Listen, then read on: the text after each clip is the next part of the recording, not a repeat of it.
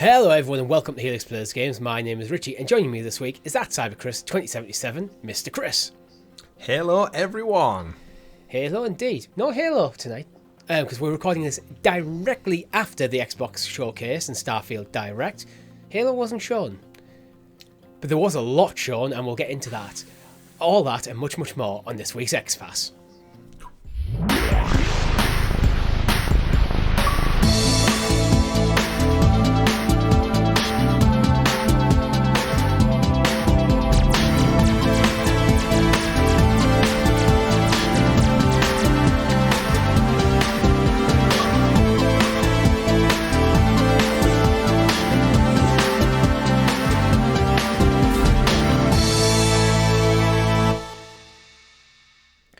But before we get into it, make sure if you haven't already, you like the video, subscribe to the channel or your podcast feed of choice with notifications turned on, so you're kept in the loop here with all of our great content, such as Talking the PS. Every single Tuesday we break down everything happening in gaming that's happening on the Sony side. Once a month, our first Wednesday of the month, we have Amazon Luna's, our podcast focusing on that, Luna Listening, where we break down everything that's coming to Luna. We also have our live streams, usually on Thursday, maybe Friday. We usually do some gameplay with you guys, although it's currently showcase season, so we'll be covering everything that's happened there. We've covered Summer Games Fest so far. We've covered the PlayStation Showcase. We're covering Xbox Showcase literally just before we recorded this. And tonight, if you're watching this on Monday, we've got the Ubisoft Direct. We've got some news from the Xbox Showcase that preludes tonight's showcase of Ubisoft, so exciting. I mean, saying we got some news from the Xbox Showcase, it's just, yeah, we got some news from it. Just a little bit of news. We won't, because we do actually have a stacked show, so Chris, anything you've been playing really quickly? Clean up on Jedi Survivor. And a little bit of Planet of Lana, I said on tomorrow's show, getting near the end of that one, so probably by next week that'll be boxed off, and I'll have a clean slate heading into the end of this year to put all my life into Starfield, it would appear. Indeed, because you're going to need your entire life to play for Starfield. For me, it's just I've been bouncing between Final Fantasy VII and Tears of the Kingdom. Ooh. So Chris, would you like to introduce us to the excellently exuberant excavated Xbox Showcase, aka the news. The news. Can you tell we've already been on camera for 2 hours? I've had 3 beers, so yeah. There's also that. It's either camera off for a long time. I'm on my second Diet Coke with caffeine free. You rebel. Hardcore indeed. But as always, our new section isn't brought to you by Diet Coke or beer. It's brought to you by our Helix Heroes, which you can join for as little as 99p, such as Krinagar Gamer did. Thank you very much. You guys are awesome. Get early access to shows, custom emojis, and so much more. Again, thank you very much. You guys are awesome. So, Chris, let's just dive straight into it. Your general impressions of the Xbox Showcase.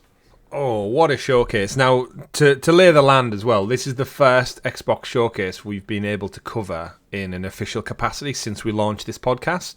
So we've covered, obviously, cloud gaming and Xbox cloud gaming quite closely by nature of all of our other shows and the channel's existence. However, this is the first time we've had like a big first-party showcase to sink our teeth into, to sit back and watch the whole thing. Both now being owners of Xbox, both having Game Pass for the next year and a half, I believe we've probably got left to run on it. And I was kind of just ready to see what all these first-party studio acquisitions, everything at Xbox have been working on. And it didn't disappoint. Overall impressions, I think this has been...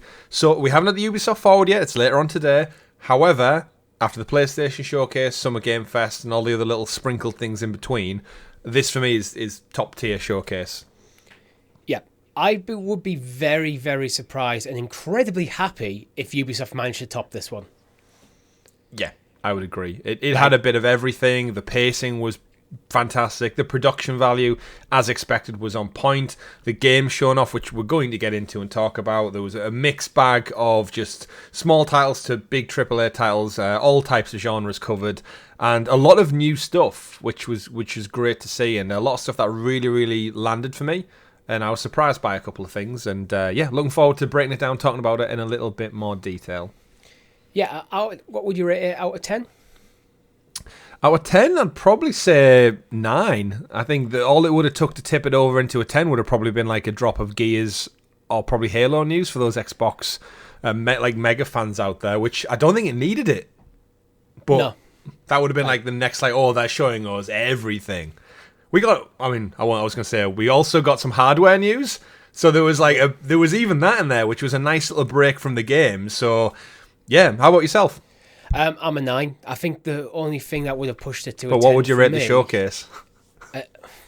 Well, the showcase is also a 9. Thank you very much for that. That's a very nice compliment. Yeah. But yeah, the showcase for me is a 9. What could have pushed it towards a 10 is if they give us a bit more of an announcement around what they're doing with cloud gaming, and maybe because it's been rumoured for a long time that you'll be able to use purchase games in the cloud, which you still can't do. Mm-hmm.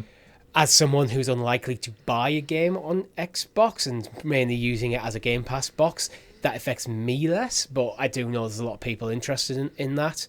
Mm-hmm. Other than that, there was a lot of 2024. Yeah, that's one of the... Narrowing things down a little bit more would have been nice, but I'm not disappointed by it.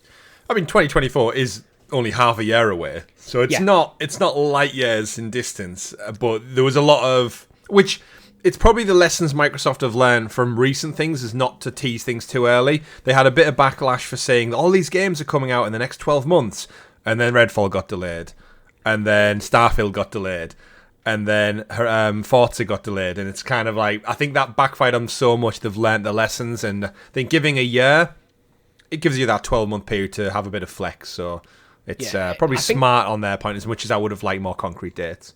I think it can also mean that they can move things around as they're required, because they'll have a release schedule for all this planned out, at least penciled in, but then they can move them about. Because 2024 is going to be absolutely stacked for Xbox. Looking at this, it's going to be Xbox's year. We've been saying it for 7-8 years now, but it could be Xbox's year. I think PlayStation need to do another showcase and kind of have another go. I mean, they do, and they have the big hitters, but we'll save that for a PlayStation podcast on a Tuesday. You know what? I'm so happy we're talking about Xbox in such a positive fashion, because since we got into the ecosystem, it feels like we've joined in at a lull in the Xbox ecosystem. Best time to get in. Only way is up, as they say. Only way is up. You know what? Let's start with a remake of an old game. Chris, have you ever wanted to play a game featuring Richard Ayoade as a giant? And I can't say I have. And he's obviously a really good comedian, very straightforward, very British type of comedy. I've seen him in a couple of things. Obviously, the It crowd, probably most people recognise him from the most. But yeah, we got a cinematic trailer introducing a game. One that I've never really played it before. I think we mentioned on a previous episode of this show, like, when people talk about Fable, I have no visualization in my mind of what Fable looks like. And the fact that they're doing a reboot from Playground Games, and they've got this element of British humour sprinkled throughout like the original games did, it looked great. How about you? What are your thoughts on the Fable announcement / trailer that we finally got to see some actual elements of, rather than just a title? I've mixed feelings, actually. As much as, like, the trailer looks great, but it is a CGI trailer. I wanted to see gameplay. We already know Fable's coming, so what I want to see is what the game is, and I don't think this trailer does that. No. That is my only problem with it. It's like, okay, yeah, there's Fable's coming. I kind of already knew that. It looks good, but I want to see what the game is. As someone who's not played Fable. This one was quite a while out, though. We did know that this is probably, of all the games that were shown today, this could be one of the furthest away, based on its kind of timeline and when it got rebooted and reworked. And I think they started working again after quite a long time. I don't think it was Playground necessarily who were always working on it. But it was announced back in 2020, so it's that kind of early tease. What I appreciate is the comedy and the production value of it. Yeah. Remember, they did say ahead of time, like, everything that's shown at the showcase was in-game. It wasn't necessarily CGI, just. So there's that element of this is what the finished article could have elements and could look like a little bit. But yeah, as someone who's never played Fable before, I'm in the Xbox ecosystem. I'm looking for these first-party titles, and this is obviously, for legacy Xbox fans, a huge, huge hitter. And as someone who maybe wants to just get in for the first time ever, it's doing the right thing for me. I enjoyed what I saw. That's the advantage of it. I know some people like a bit iffy about remakes and remasters and stuff, but I always look at them and go, well, if you love the original, you can still play it, assuming they don't do dodgy crap and just pull it from the store. But for people wanting to get into the IP now, a remake or remaster can be really good to get you in the door. And like starting, okay, we're going to remake Fable, start at Fable 1, here you go. If it's to this quality that we've seen in this trailer, okay, I'm in. Like, it's coming to Game Pass, so there's no reason to not be in. So yeah. And will Richard Ayoade be the main villain of the whole game, or is he just in it for this featurette spot, do we think? I think he's going to be a villain, or... Well, actually, he didn't even really... There was points through when he was talking, it's like, as if he's just like a gardener, then he turns out he's a giant, and then looks like he's going to be a villain, so whether he's the main villain or a villain... Yeah, I mean, do we worry ourselves with the goings-on of ants? So he might just be in his own world, living his best life, growing pumpkins and vegetables and whatnot. But we say he's a giant. We don't know that for certain. Your character could have just been shrunk down. That true as well. Yeah. Yeah. So we'll find out soon enough. Probably, hopefully, with some gameplay by the end of the year, maybe at Game Awards or something like that. But I enjoyed what I saw. I enjoyed the comedy. I thought visually it looked great. I just need to see really what it's about. Yeah, indeed. South of Midnight, Chris. Another game coming to Game Pass. This is by Compulsion Games, which will come to Xbox Series X and Windows PC. I'm reading from Polygon at the moment because literally at the time of recording, they're the only ones to actually have an entire review roundup ready to go. It's clearly got fantastical elements mixed up in the southern setting. South of Midnight developer Compulsion Games describes the tone as macabre. And you see like a kind of semi-skeletoid guy playing a guitar. Again, it's another like cinematic trailer rather than a gameplay trailer. What are your thoughts so far, Chris? Again, no gameplay, so it's got to purely judge it on its artistic style and themes. I really enjoy this one. I'm a big fan of... me and the wife really enjoy Princess and the Frog, which is a Disney animated movie. And that's very much set in the same thing, like Louisiana swamps, deep Southern America. And yes, South of Midnight, the name of the game. We don't really know what's going on. There's some elements of, obviously, death. The guy in the cinematic trailer playing the guitar clearly is not well. He's some kind of like skeleton creature. We have a young lady who's seemingly hunting some kind of creature in the bayou, and it comes up from the swamp behind her. So there's some element of horror mixed in with the creepiness of it. And this is, again, another giant. There's 2 games back-to-back where he's a lot bigger than she is. And art style looks really nice. It's almost got like everything's got like a wooden texture to it, like carved out of wood, Pinocchio style. Yeah. And yeah, love the music, love the theming, really digging the horror vibes. And I just kind of need to see more of what it's about because at this moment in time we don't really know. But on all those other fronts, really has me intrigued. And it was a strong start. We had obviously Fable, then this, and it was kind of like, oh, I'm digging the vibe of this showcase. I'm liking it.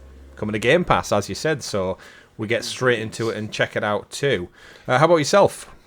I'm basically the same, yeah. It looks interesting, but until you know what in depth the game actually is, it's hard to say.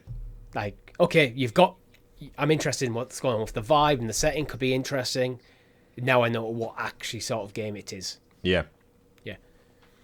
But, you know, actually, we're going to see a lot. We're going to hear us use the words coming to Game Pass a lot in this episode because practically everything we saw is coming to Game Pass. It's better to say what's not coming, probably. Yeah, because, I think the next one we're going to talk about is not coming. And also, so far, it's not confirmed to have any giants in. And that is a little game from Lucasfilm and Ubisoft. Star Wars Outlaws. Chris? Yes, this is what I've been waiting for. This is what I was expecting to see tonight at the Ubisoft Forward. Obviously, huge Star Wars fan, huge Ubisoft fan. After the disappointment of the PlayStation Showcase for me personally, this was what I had my hopes pinned on, was the Ubisoft Forward, because I'm a huge Assassin's Creed fan. Far Cry, absolutely love. A lot of their games, Immortals, Phoenix Rising, the smaller titles. Really excited, and we know the developers who made The Division have been working on this for quite some time. We didn't have a title, we have it now.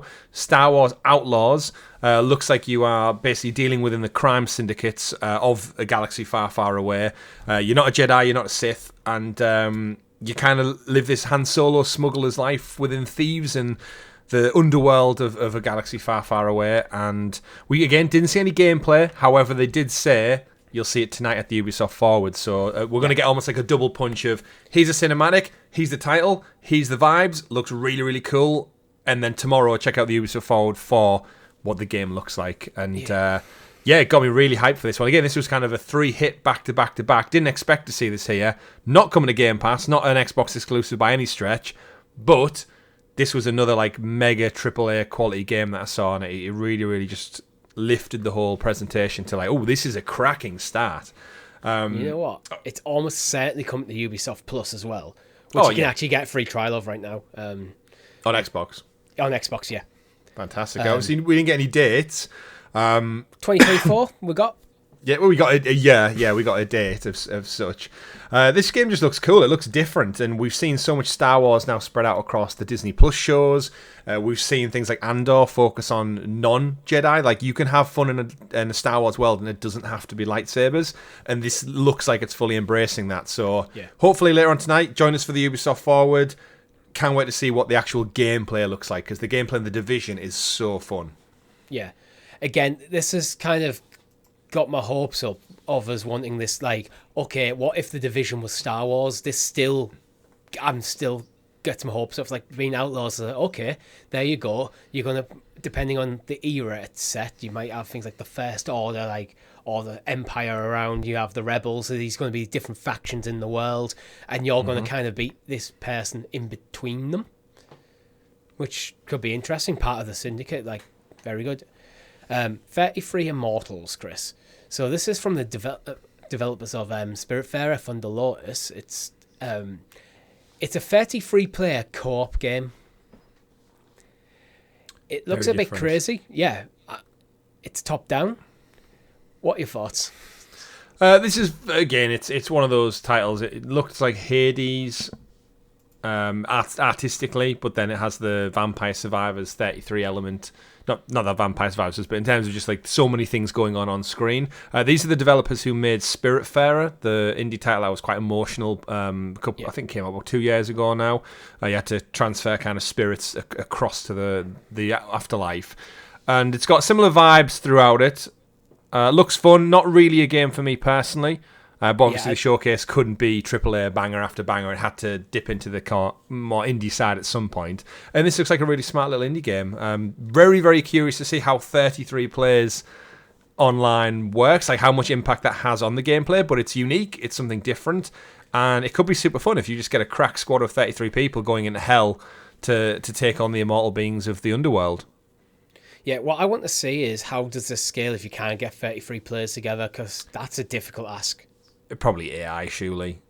Yeah, or maybe just because these scenes where you see there's absolutely tons of enemies on screen, so maybe that scales down, or maybe it's just AI.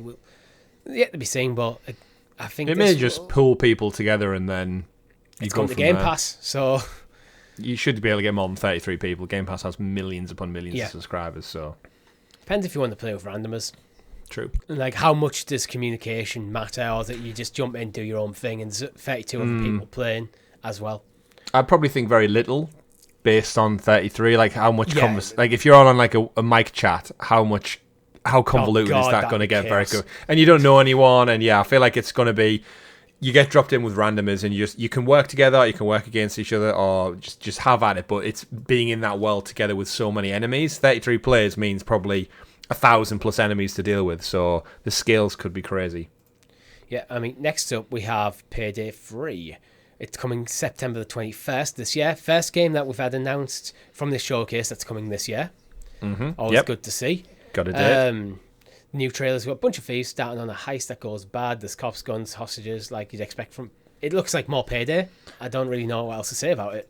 Yeah, Payday is one of those franchises where, for me, they could have just stopped at one, and they somehow got a sequel, and then there was a long gap, and then this is kind of like next-gen Payday, so at least the visuals are going to look great. I said during the showcase, I don't think Payday's, again, from an outside perspective, I've never played it, but what I look at is always just reminds me of kind of like Saints Row, where the quality and the finish isn't quite there. Probably really fun to play, but now we're getting a third iteration. Is it any different from the second and first? And again, if you play this or if you're a big fan, do let me know in the comments below, like what does Payday do for you? And it's the third entry in the series, so it's someone's playing it. Yeah, for me, it feels like a classic like streamers game. Like, I'm going to jump on with my community. We're going to run a heist and like react to stuff that's going on. Like, but yeah, like it's not really doing that much for me. Like, to be honest, this is probably the weakest game I think so far that for the showcase. I think because it's similar, but it's not doing anything different visually than the other ones have done. It's just a lot of violence in it, and it does make me question: is it any different from what you might play in like Rainbow Six Siege or something, other than you wear a clown mask? It seems this time more chaotic and less like tactical than something like Siege, but similar kind of idea. It's an objective-based thing. You go in, you play the objective, you get out. Yeah. Persona 3 Reload. So this is the first of our Persona announcements of the night. And yeah, this one's for you. This one's for you. Yeah. Tell us about it. I mean, it's a remake of Persona 3. I've only played what is on the first look of Persona 3. I always intended to go back, but then other things took me away. And now I think I probably won't go back. I'll just wait till this comes out and play this. I mean, Persona 3 is one of them. I didn't know anything about Persona till 5. And Persona 3 is held in very high regard. It looks like Persona. It looks like a Persona game. It doesn't look as... How do I put it? Like, it doesn't look like it's being remade to the sort of standard it could have been in some ways. It looks graphically less than Persona 5, but I don't know if that is just more of an art style rather than quality thing.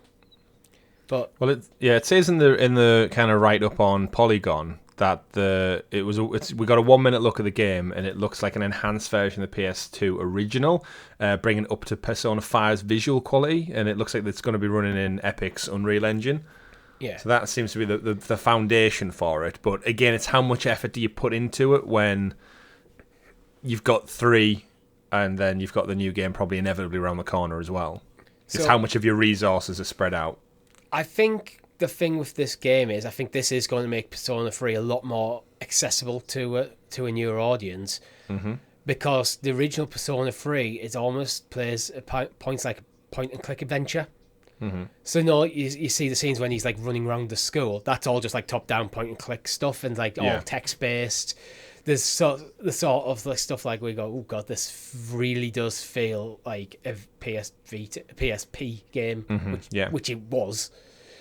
But yeah, this feels like, okay, now you are in a 3D environment. It just adds a lot more to it. That's why I'm interested in playing it. Well, yeah, you're our Persona guys, and you've not played 3, so having it in its best form, arguably, than it's ever been in before, and not limited to a handheld, have at it. And why we're sticking with Persona, might as well bring up Persona 5 Tactica, which will be out on the 17th of November, so happy birthday to me. And this looks like what if Persona 5 was an XCOM game. Yeah. Definitely. They keep bringing out spin-offs to Persona 5. It'll be the same cast of characters that you know and love from Persona 5, with a new story probably, and XCOM-style gameplay. Do they change the art style much? Because they seem more cartoony. Yeah, I think they have a bit. I love the overlays of Persona, though. Like it's that, so that really thick white border, really deep like colours, like reds and whites and stuff, like contrasting against like the overlay looks very different from the actual gameplay. It's so jarring. It's cool. It's got this really cool like stylistic thing, and even when some of like the cutscenes where it's just got black and red with explosions and crap going on, it's like it's over the top, but somehow it always seems to have worked. Yeah, like. Yeah, I don't know really what to say about that. It looks cool. I might give this one a go, actually. I've never really played much of an XCOM style games. Maybe this is the one that gets me. Well, there's plenty of them out there now. It's on my birthday. That's it, yeah. They've obviously made a deal with Atlas, because every Persona announcement was like coming to Game Pass. And obviously in the showcase it didn't mention PlayStation. We can presume it's coming to PlayStation because of the legacy with the franchise and that platform. But evidently Xbox have done some solid graph work and got these games over, because they are huge pillars of that kind of Japanese legacy. I mean, you'd think so, but I don't think there's any guarantee, because Persona games didn't come to Xbox till they came to Xbox. This could be like a Square Enix style thing. We're going, you're going to have this one, but you're not going to get the next one, or the next one's going to be delayed. This show goes up in the morning and just watch. It's already been confirmed. But yeah, I wouldn't be surprised, to be honest. But it's clearly that Microsoft are having good conversations with Sega. Mm-hmm. But certainly are. Avowed, Chris. Yes. Avowed. Do you like it? Do you think it looks good? What are your thoughts? There's going to be a lot of that sort of transition in this show. Yeah, we're just going through a list of what was announced and giving our takes on it, really. If you've not watched the showcase, you can go check out our watch along, which was split up into 2 because of my crappy internet. We know about 2? Avowed 3. I don't know. I might delete. There was one that only lasted like a minute, but we digress. Avowed, yeah, it was the next big thing from Obsidian, of course, famous for their Fallout New Vegas and recently Grounded. This is their next RPG step. A lot of people in the chat while we were watching along saying if this can tie them over until the next big Obsidian RPG or the next Elder Scrolls or Fallout, yeah, they'll take it. They'll take it. It looks like it's fantasy role play. We knew a little bit of it from a cinematic trailer last year. This was one of the big titles that Obsidian have been working on in between Grounded. And yeah, the new trailer showed off some actual gameplay. We've seen a little bit more of kind of what the fantasy elements of the world look like. Game looks very interesting, very gorgeous. Still, for me, I always have that. I hate to keep saying it, but that Bethesda. I know it's not Bethesda, it's Obsidian, but that Bethesda-esque approach of it's first person. It's lots of hands waving around, whether it's with weapons or swinging an axe at people, and it still doesn't quite do it for me. I wanted to like Avowed a bit more, and there's something about it which just looks like fantasy genericism. That's a word. Yeah, that's. I've been trying to put my finger on it. What about it is like, it does look generic. I have this thing where I think fantasy and sci-fi as well can be incredible, but it's very hard to do without it falling into just generic tropey stuff. He's a skeletal verse thing. He's a goblin. He's an orc. It's like. Mm-hmm. You're using a sword and a shield and a bow, and you can use magic, and the magic's got weird glyphs, and it's like it's really hard to get to make it look interesting. Yeah, there was a kind of a case example I'd give it is the Pixar movie Onward with Chris Pratt and Tom Holland, where they're kind of like these little magical elf creatures. It kind of gives me those vibes in a way of it. Like, don't get me wrong, movie's great. It's got that like Pixar quality by the animations. Just like for Avowed, the animations look great. I'm sure the gameplay is fun, but there's something about it which does just strike me of generic fantasy. And just like the Pixar movie, it'll play great, it'll look great, but it'll almost get forgotten about. And I feel like that's similar how Onward was. It just didn't kind of hit as big as obviously Toy Story and the other ones do. Just like this one hit as big as Fallout and Skyrim and Starfield evidently are going to. And especially when Grounded was so good. But I think that was different enough. So again, I want to be proved wrong with Avowed, but at the moment, I think if I was going to pick a fantasy one, I'd rather opt for Fable. I'd rather wait for Fable as it stands. Yeah, I mean, it's Game Pass, so you don't. Oh, well, yeah, I don't have to wait for anything. I can jump in and play it, but this is why I love Game Pass. It's like, I'm looking at Avowed going, this probably going to be a high 7, maybe low 8, but Obsidian are known for the great storytelling, so that might be something that carries it over. We don't know how open world the game is, or if it's going to be a bit more linear. If it's a bit more linear, it's a bit of a smaller experience. I could be in for this. Well, I think that's the one saving grace of it, isn't it? Is they've got that kind of legacy with them that we know it's going to be a great game. It just, I don't know whether I'm just fatigued or we're fatigued because we watch so many of these showcases and we're so kind of ingrained in the games industry. Like I listen to like several podcasts a week. I watch all showcases when I can. And there's something about showing off a first-person fantasy thing. Like what differentiates this from EA's Immortals of Ethereum that we looked at the other day? It's hands doing I've already forgotten about that. It's hit an axe. It's bright colours. Magic things are happening. But again, hopefully the story of Avowed is going to come through when we see kind of more gameplay and more character showcases happen, and we have something tangible to connect it and make me want to kind of buy into the world and the story and the mythology that they're going to create in Avowed. And Obsidian are the right people to do it, so I have faith in them. Do you think part of our perception for Avowed is where it's kind of sitting in the kind of run of show? Perhaps. It's kind of, it's not your, he's your mid showcase, like get the pace back up. It's just kind of in there. Perhaps. But interestingly, this is set in the same world that Pillars of Eternity is set, Iora. Which, just an interesting tidbit there. So if you played Pillars of Eternity, it might be, I'm guessing there's going to be a lot of lore drops that you'll go, oh, it's that thing. It's that thing. Is Pillars of Eternity by Obsidian? Yeah, I think so. That's Interesting. cool. Art style, completely different. This looks a lot more vibrant, a bit like where Pillars of Eternity is a bit washed out. That's cool. But yeah. Speaking of washed out. Speaking of washed out, Monkey Island, Chris, have you ever played it?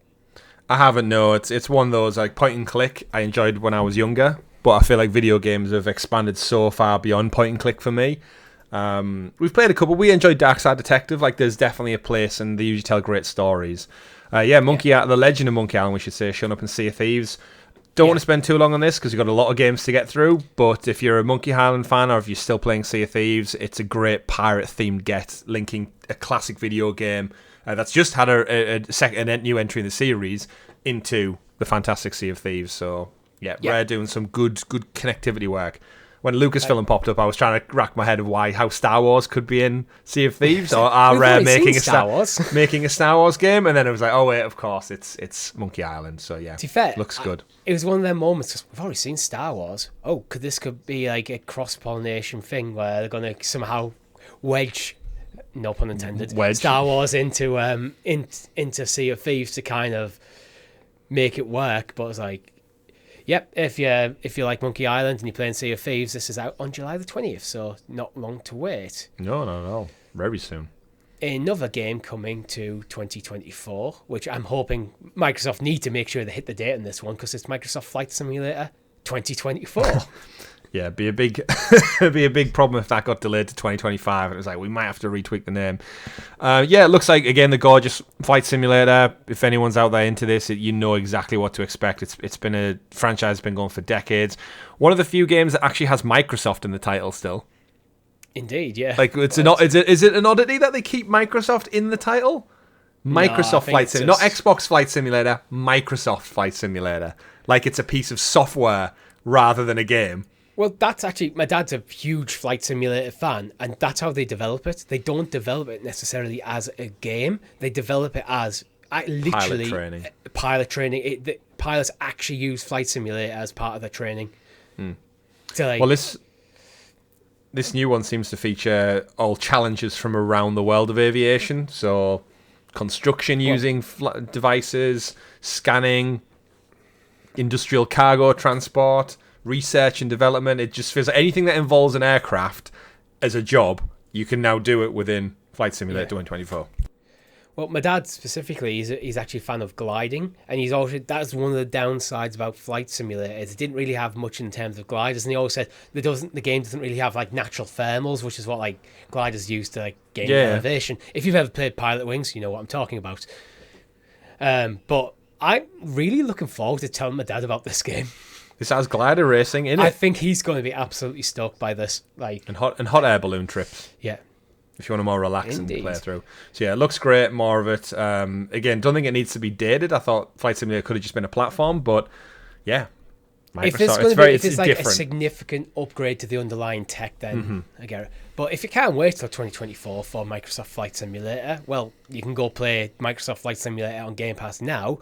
And in November the 3rd, there is a Dune expansion where you can fly one of the weird mosquito ship things that I should have probably looked up what they were before this show, but I didn't because I forgot about it. If you're a fan of Dune or you've seen the trailers, you know it's the ship that looks like a mosquito. Looks cool as anything, very sci-fi, very futuristic. Play it in the game instead of a generic helicopter from planet Earth. Indeed. Another game for 2024, and this is kind of when we got to, this is probably the midpoint of the show. This is the kind of meant to be I think the mid, like let's pick up the tempo again. Yeah. Hellblade 2. What were your thoughts on the trailer, Chris? A bit flat on the trailer, actually, if I'm honest. Like, visually, looks gorgeous.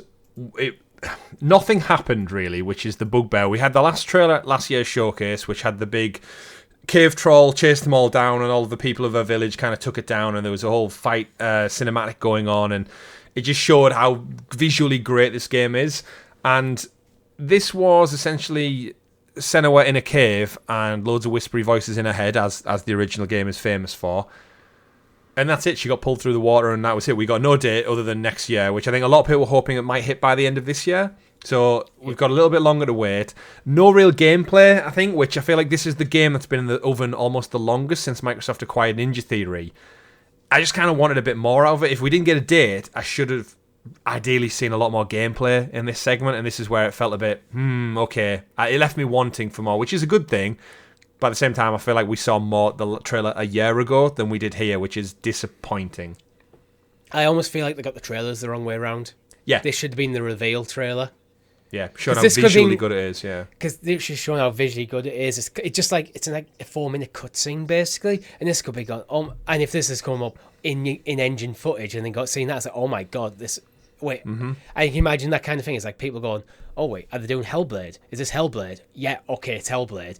And then the next one you see like the more actiony one on the beach and go, this is gameplay, guys. Like, yeah, and that was it. Like, the reality is it lasted for 3 odd minutes and nothing happened. Like, if this was in the context of the game and you were like 3 hours in and this was a really pivotal, crazy moment going on in her brain or in her psyche or whatever, cool. But just having just dialogue and her looking around in a cave for 3 odd minutes, it felt a bit flat in the middle of the showcase. But what is one of the more highly anticipated titles. Yeah, this is one where I want, if you've played through the first Hellblade, because I don't think you have either, Chris. No, I haven't, no. Let us know in the comment if this does something for you. If is this a case of there's tons in there that non-Hellblade players would have missed? Okay, if they're like weird laws and stuff, oh my god, they're doing that thing. But I don't know, it fell flat for me, and it's like, it's not soured my expectations on Hellblade at all, because it still looks stunning. But I do want to see some gameplay. Yeah. Yeah. But it's 2024, so we might see more either next year, maybe Game Awards, yeah. Depends on when in 2024. Because if this is like maybe Christmas, like next year, it could be an Xbox showcase this time next year. We'll see more, but yeah. It's almost as if they just needed to have Hellblade in here. Yeah, because again, with it being the most expected, I think people were expecting a lot of it. So let's put it in the middle of the show. We'll just give it 2024, and then, okay, Hellblade's there, guys. Just don't worry, it's coming. Yeah. You know what else is coming? Like a Dragon, Infinite Wealth. Another Like a Dragon game announced this week. Yeah. I have no clue. We don't know what to expect other than Ichiban Kasuga from the game is on the beach naked for a long time. Coming in 2024. No gameplay, I don't really know what to make of it. Just yet another Like a Dragon game, or previously known as Yakuza game, where this guy's seemingly in America now. Because there's other people on the beach are speaking English rather than Japanese for a change, but he's naked. Yeah, it seems like he's washed up on the beach naked for reasons, and largely been ignored until he starts parading his gentlemen around. Yep. And yeah, that's the gameplay. It's Naked Guy on a Beach Simulator 2024. So I'm guessing if you're like a Dragon fan, here's another game for you. They're churning these out though. Do you not get a little worried at the rate they're churning these out? Having not played them, I just don't know what to expect. Is it not one of them things of running the risk of too many, so people get a bit burnout, so like you don't get enough space between them? Possibly. I am shocked in the game in the trailer how long it takes him to realise he's naked. I feel like that's something you'll be very conscious of immediately. Yeah. I mean, no one else is reacting to him. So... Yeah. Maybe he's invisible. But yeah, oh god, this is going to be a hard one to say. Kunitsu-gami, Path of the Goddess, Chris. This looks a bit crazy. It's an epic clash between the spirit realm and mortal man, featuring traditional Japanese aesthetics, and it's from Capcom. Yeah, a new game from Capcom, a little bit different in terms of the colour palette as well. It looks interesting. It seems to be some kind of element of like humans meet spirit realm creatures from Japanese mythology. Don't really know what to make of it. We didn't see much. We saw lots of crazy visual creatures coming out. A lot of like more hack and slash style fun. It seems like, so I think Ghost of Tsushima, but the legend stuff where it was all creepy creatures and monsters and stuff from the other world. Yeah. don't really know what to make of this. I want to see more of it because it looks fun. Yeah, I'm intrigued. I don't know whether this is a single-player game, multiplayer game. It looks single-player, but there's times when there's multiple characters on screen. But is that just an ability or something where you can get like multiple like shadow clones or something? Yeah, it looks like a lot of hack and slash. Path of the Goddess. It looks interesting. I mean, it's coming to game. This is it. It's coming to Game Pass. Everything. Yeah, well, you check it out if it has that itch as we get closer. Indeed. What I like about Game Pass is it's easier to take a risk on games. It's one of them games. If this is out now, I think I might play it probably tomorrow. No, Yeah, actually not absolutely. tomorrow. I absolutely do not have time tomorrow. Well, today by the time you're listening to this, Tuesday. I checked this out Tuesday just to see what it's about. Yeah. Next big game we've got coming is Forza Motorsport. Yeah, we knew it was going to be here. Was delayed slightly earlier this year. It's what's more to say on it. I don't want to lament too long on it. It's more Forza. Looks great. If you're into racing games, simulation games, it's going to be another 10 out of 10 follow-up to Motorsport 7, which was the last one before Horizon. Visually stunning. I'm sure they've got a couple of car sponsorships in there, but it is a Forza Motorsport game. There's not really much more to say. It'll be new tracks, new locations, better visuals, probably the best Motorsport ever, and on Game Pass. Yeah, almost certainly. Few quick ones to go through just before we get into something else interesting. We've got Fallout. Well, they are interesting, but we have Fallout 76 Atlantic City DLC. ASO Necrom's coming out the 20th of June. Overwatch 2 is coming August the 10th. And then we've got Jusant from Don't Nod, which is coming fall 2023. Always weird when you get a fall 2023 in summer 2023. Yeah, like what's... Surely it's coming. It gives a date. This is the one that I think I missed a little bit of because of my internet issues. I think I was talking away on it probably. Then I realised 10 seconds into the trailer, you'd froze, the chat had gone, and I was thinking, I got totally distracted. So do you know more about this game than I do from visuals? He's got a turtle on his back. It looks to be an exploration platformer with emphasis on all sorts of climbing. It's stylish fantasy world of Jusant. Know very little.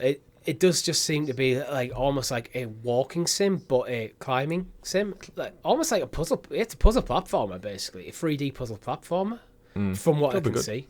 Well, yeah. I do like Don't Nod. I appreciate the stuff they did with Life is Strange franchise, so I know they tell great stories. They're doing a lot of different things, which I think is what they've wanted to do since breaking away from. I forgot the franchise I just said. Life is Strange. My brain, when you say something and then your brain goes, recount that thing you said all 5 seconds ago, and it goes, no, can't do that. Every single time I reference Life is Strange, my brain just have brain fog on that game. I don't know why. Life is Strange 1 and Before the Storm, amazing games. Two of my favourite games of all time. Life is Strange True Colours is also great. Life is Strange 2 is okay. But yeah. Traversa looks fun, I'll say that. It does.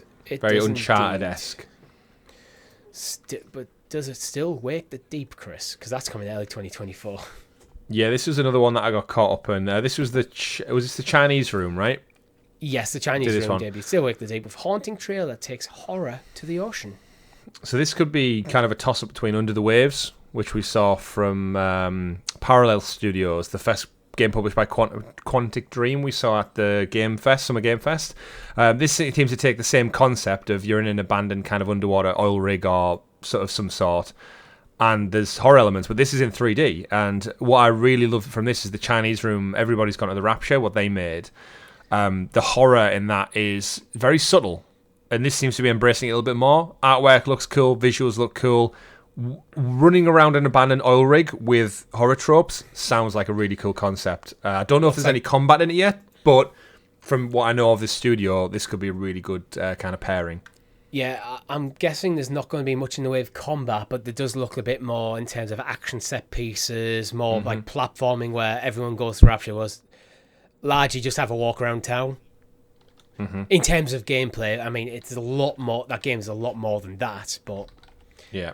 It could be interesting. Arriving early 2024, also Game Pass. Another also Game Pass is Dungeons of Hinterberg. Skateboarding on a blade, journaling and puzzles. Count me in, as the writer of this Polygon article says. So is that you? Count me in. I mean, you like skateboarding, and you like puzzles. Yes, I do. I like skateboarding puzzles. Your thoughts, Chris? Quick ones. It looks like Hi-Fi Rush with a bit more skateboarding. Obviously, without the music element as well. But in terms of the fight style and the artwork, it does have that comic book art style. Dungeons of Hinterberg. It looks really cool, actually. I'm liking the look of it. Hopefully, we'll see a bit more. Is this one where we even need to see more? Is this one? No, I think I've got a good feeling for what it is. It's a Game Pass title. Like, it's gonna. I think it'll do. If it's got a decent story and the game like has decent combat and puzzles, it'll do well. Fill out the library a bit, yeah. You know what might do well, Chris? Cyberpunk 2077, Phantom Liberty. Yeah, so this is when we were just getting about back on track. So Keanu Reeves took to the virtual stage again to talk us through Phantom Liberty. We know the DLC was coming. They scrapped the multiplayer, remember? But still promised the DLC. Idris Elba's going to be in it as a main character. Johnny Silverhands is back. Kind of my history with Cyberpunk is the game glitched out, which stopped me from continuing to play. You finished it. But this is one of those things where I need to buy it again on another platform of choice. So the DLC has kind of got me intrigued of like, Cyberpunk is a great game, unfortunately hindered by CD Projekt Red's botched launch theory and the approach to it, which screwed them over massively. They've gained a lot of good value back. People are coming back around to them, and I think if this lands really well, it could be the great solid turning point which they'll have hoped for heading into the next Witcher game. And yeah, if it does enough, if we see a little bit more gameplay as we creep closer to its launch date, see what more Idris Elba's character's about, I could like get back in. Obviously, I'd have to start it all from scratch again because my save file's gone. Thank you, Stadia. But I enjoyed what I played at Cyberpunk. Give me Cyberpunk again with a third-person mode, Richie, and this DLC, I'll buy it immediately. Yeah, I said during the showcase, I'm not going to play this because I rarely actually do go back and play DLC, especially when it's been so long since I've played the actual game. Yeah. And I also don't own Cyberpunk anymore. Yeah. So I think I've moved on from Cyberpunk. I think it looks cool, but it's like, yeah, I've moved on from this. Yeah. To see, that's the difference. You finished it. Yeah. I didn't. I got probably like a third through. So and I need to start again anyway. So if there's nothing else at the time, I mean, we are starting to run a bit short in time, so I'm going to go through another few quite quickly here just to mention them. We got another look at City Skylines 2. Looks fun. It looks like City Skylines if it was made in 2023. That's fantastic. Yeah, pretty much. Yeah. Well, the original game was like 8 years old, so it needed an update, a modernisation. Yeah. Metaphor RE Fantaz. This is another Atlas game, and this straight up looks like a Persona game. Like, that's definitely the vibe they were going for. Different setting, but it does it looks like another spin-off on like the Shin Megami Tensei kind of metaverse, whatever you want to call it. It's got those art style fonts. Yeah, looks like more of a fantasy style, a bit different to Persona, but looks pretty cool. Mm-hmm. We got Towerborn, which is another Game Pass game coming in 2024, which people of the world are stacked up high and living in a single belfry, forced to fight monsters and reclaim the world in a co-op fighter. It looks like a side-scrolling beat 'em up. Okay, the last big one of the Xbox Direct, Clockwork Revolution, Chris. Yeah, this is the one that kind of had me. So, like, when we talk about Avowed and what it needed to do different, Clockwork Revolution did that, and it's crazy how just like a little bit of an art style tweak, or you double down on an artistic choice, and this just lives and breathes BioShock through and through. Similar to how it got me with Atomic Heart as well, with that style. Very steampunk. I'm a big fan of steampunk. Like across the board, Jules Verne stuff is fantastic. I think it's something we don't really see enough in other mediums like movies and TV. There's very little that really embraces this aesthetic. Looks fun, looks great. It's essentially, BioShock for Xbox, like their first party game, and it looks fantastic. I mean, this straight up could have been a BioShock game. Yes. Like, from what we've seen of it, it's like, yeah, it seems to be a steampunk game based on like clockwork, which, I mean, steampunk is kind of based on gears and cogs and clockworks and that sort of mechanism. But it has a classic, like, idyllic looking city on the surface that's straight out of like a BioShock game. And then we explore the gritty reality underneath it, like something's not quite crazy, right. Yeah, something's not quite right. Something's a bit upsetting. You have the crazy, like, grand antagonist who's like the founder of the city. It's straight up. It's Bioshock. very one-for-one Bioshock. Yeah, I love the name though. Clockwork Revolution. Yeah. Really, really cool. Visually, yeah, it just looks great. I do want to see more of the gameplay, and if it can even get close to the quality of Bioshock story, which I know it's a new game, but it's always going to be compared to Bioshock. From now till launch to beyond launch, it's going to be compared to it, so it's the easiest pass to make. But yeah, Clockwork Revolution looks good. Game Pass again, like. Well, that's it. It's just like Atomic Heart. If you enjoy it, jump in and enjoy it and play it for all it's worth. In Exile as well. In Exile, so a different studio. Are they first party in Exile? I'm not sure. I'll look it up now, because they're the one when the name popped. I was like, I don't know. Studio of Xbox Game Studios, yeah, based in California. Yeah, we have one more thing the one more thing we got from the showcase before the Starfield Direct. So I should actually mention that Starfield was actually in the Xbox showcase part of it. I've skipped it because it had a literally hour-long Direct after it. Yeah. We got a new Xbox, Chris. We did. We got a new console announcement. Just to pivot away from the 15, 20, 30 plus games they've just showed us. Yeah. Near the end, stepped aside, Phil Spencer did his thing, and then went, let's have a look at this before we get into Starfield. We have a 1 terabyte, because everyone complained about it, Series S upgrade in carbon black coming 1st of September, just in time for my birthday. Do I need it? No. Do I want it though? Yes, I do. Just because it's in black. That's the only reason. See, it's one of them situations where if I didn't own an Xbox, this would be the one I go for.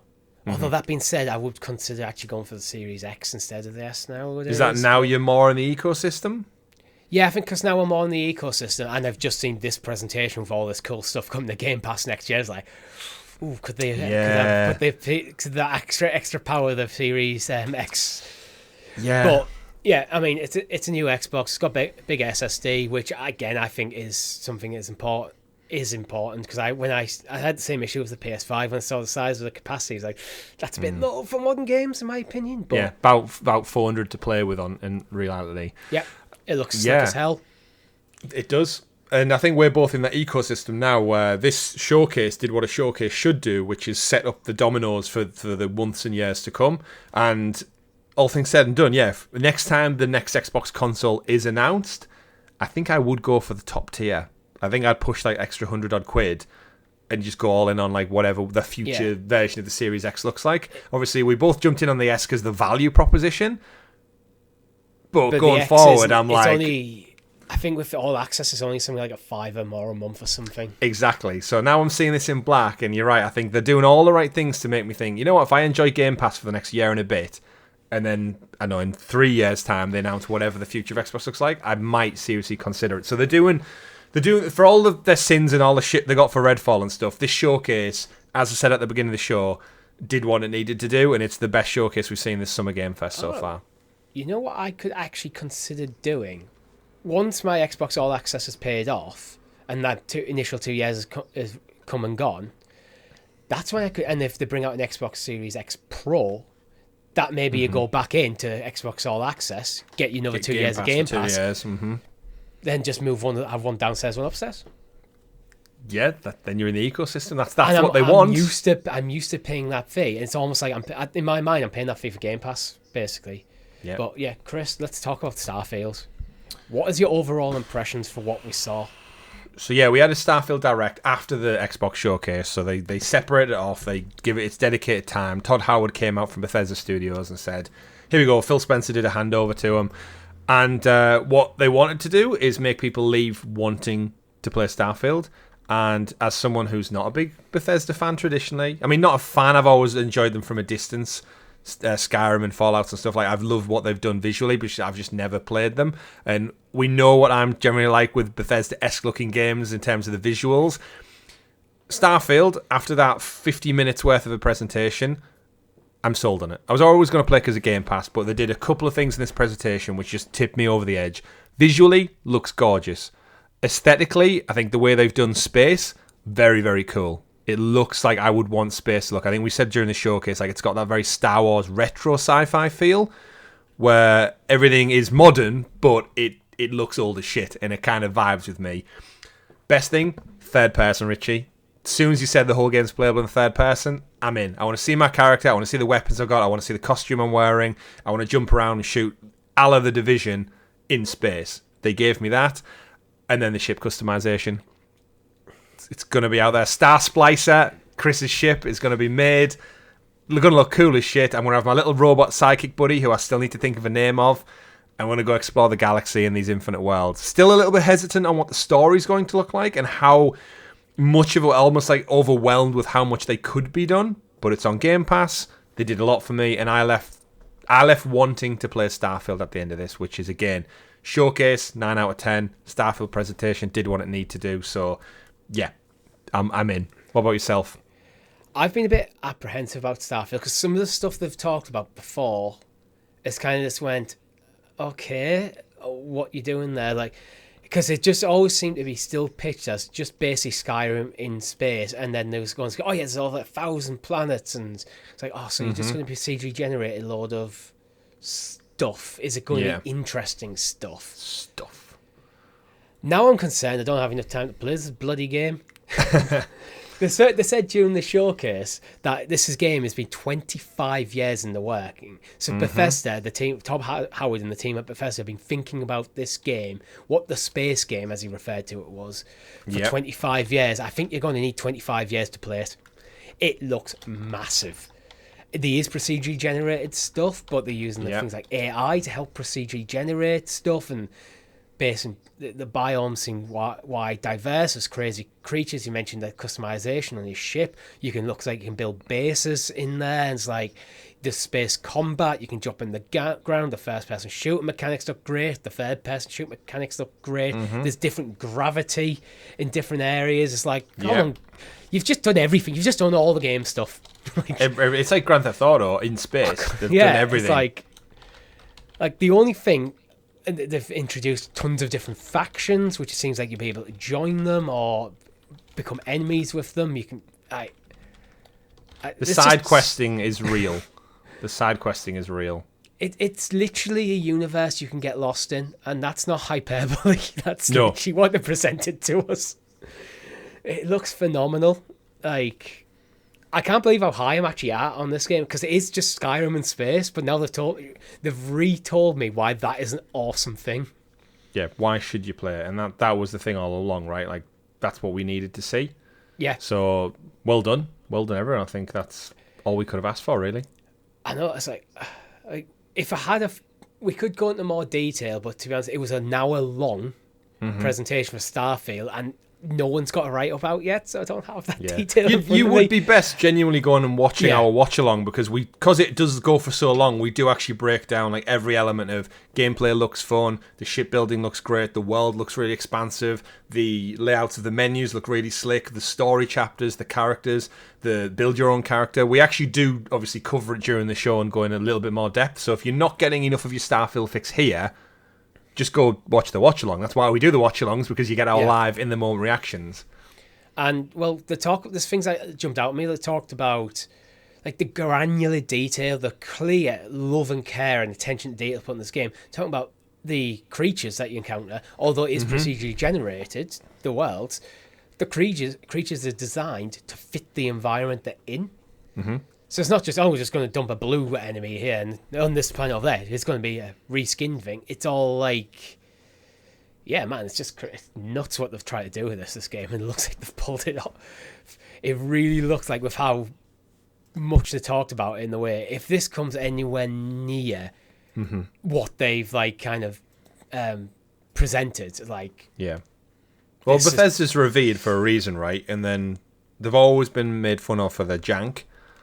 And now they need to kind of step it up to that 2023 level. And seemingly, it's not out yet, this could kind of salvage Xbox's image for this year, because it's glued on Game Pass. It's their studio now.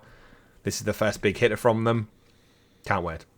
Yeah, there's also things like they brought out, there's a custom Xbox controller, Starfield 1. There's headphones, the first time Xbox have ever done that.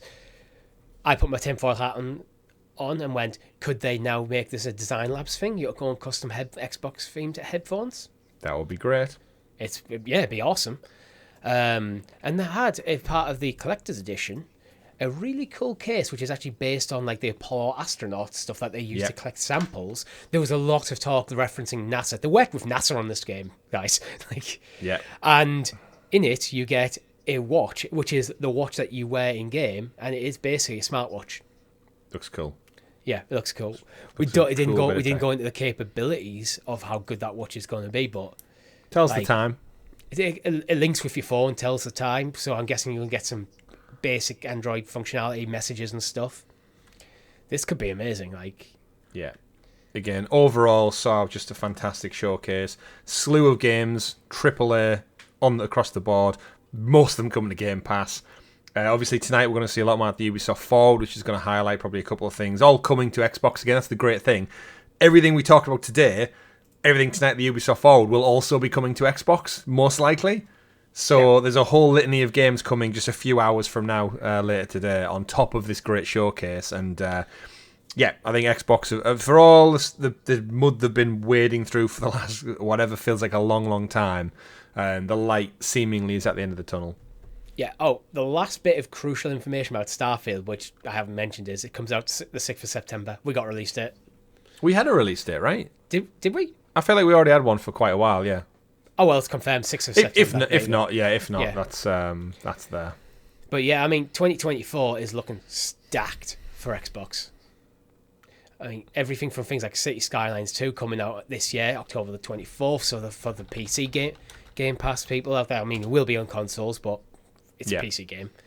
Everything, things like Don't Nod doing interesting things, Hellblade doing stuff, a new flight simulator, like Persona, and something that isn't Persona, but it basically is Persona.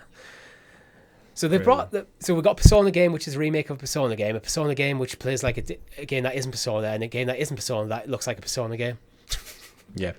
I think you are right about the release date, actually. I'm thinking we had a date, but it got obviously delayed until just fall 2023. So this was the official locked-in date. But you know what? I think that's all we have time for you, because I need to go. It's 9 o'clock and I need to go edit this now. Thank you very much for watching. If you liked the video, hit the like button, sub to the channel, any podcast feed of choice, so you're kept in the loop of everything going on, such as the Ubisoft Forward tonight. Yeah. Tonight's happening now. Go. If YouTube hadn't hit the watch later bloody thing on YouTube, I'd say you put it in there, but they're hiding that nowadays. But anyway, we've got a Discord if you want to join the conversation even more. All the links are in the description below. Thank you very much for watching. I've been Richie. I've been Chris. We'll see you tonight. Goodbye. Bye-bye.